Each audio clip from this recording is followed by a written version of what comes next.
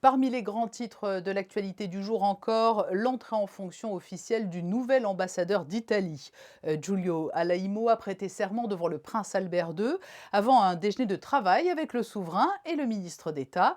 Il est avec nous ce soir. Giulio Alaimo, bonsoir. Bonsoir madame, bonsoir.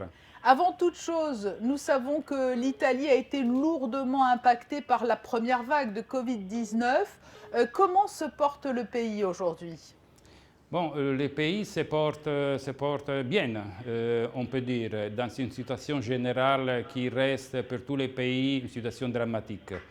Et la situation est grave, mais n'est pas dramatique comme elle a été pendant la première vague. Aujourd'hui, on a entre 1000 et 1500 cas de Covid par jour et c'est une dimension qui est stable dans les dernières semaines. Vous entrez aujourd'hui en fonction à Monaco. Quel a été votre parcours? Il y a eu beaucoup de postes à l'étranger, mais également au sein de l'administration italienne. J'ai commencé ma carrière il y a 30 ans de diplomatie italienne. Et mon premier poste à l'étranger a été le Pakistan. J'ai passé 4 ans à Islamabad. Ensuite, j'ai passé 4 ans à l'Argentine, à La Plata, où j'étais consul général. Après, je suis rentré à Rome, à la Farnesina, pour un travail dans le domaine de l'immigration italienne.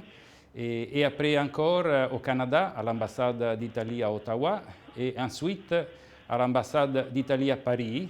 Et après, je suis parti autrefois pour la Suisse, pour Zurich, où j'étais consul général. Une grande expérience extrêmement diversifiée. Vous avez remis vos lettres de créance ce matin au prince Albert II. Monaco, c'est une affectation un peu particulière. Oui, Monaco, c'est une dimension particulière parce qu'elle est un État dans lequel l'Italie a une longue tradition d'amitié, de collaboration économique et culturelle, où on registre une communauté italienne très nombreuse et très active. On a plus de 8000 Italiens qui habitent stabilement à Monaco.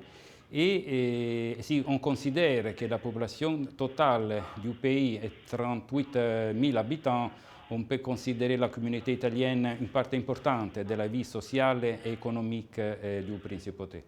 Et il faut ajouter aussi 5 000 Italiens qui tous les jours viennent ici pour travailler et retournent dans la même journée en Ligurie, en Italie. Quelles sont vos ambitions à ce poste d'ambassadeur d'Italie à Monaco?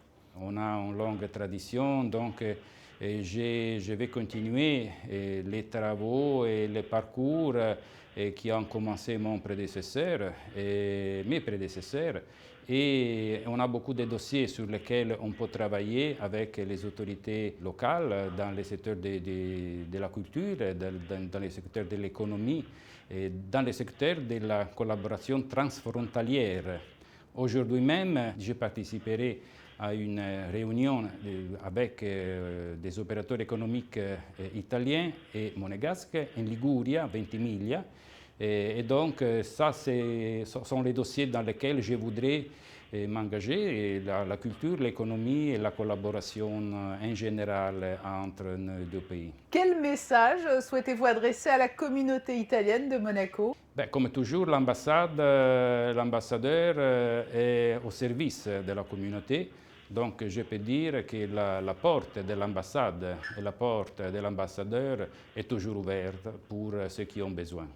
Giulio Alaimo, nouvel ambassadeur d'Italie à Monaco, merci d'avoir répondu à notre invitation alors que vous venez de remettre aujourd'hui vos lettres de créance au prince Albert II. Merci à vous.